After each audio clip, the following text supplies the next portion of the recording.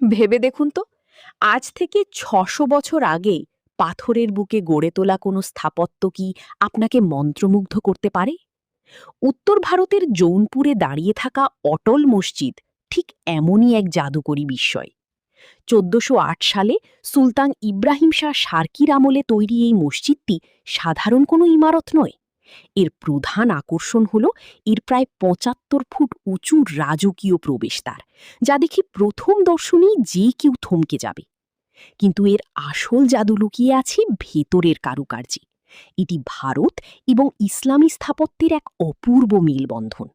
পাথরের তৈরি সূক্ষ্ম জালি, অনন্য গম্বুজ আর আলো ছায়ার এমন অবিশ্বাস্য খেলা, যা আপনাকে শত বছর পিছনের এক গৌরবময় ইতিহাসে নিয়ে যাবে।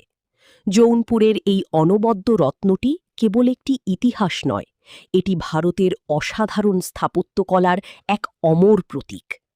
আপনি কি কখনো এই জাদুকরী মসজিদটি ঘুরে দেখতে চান? আপনার মতামত কমেন্টে জানান।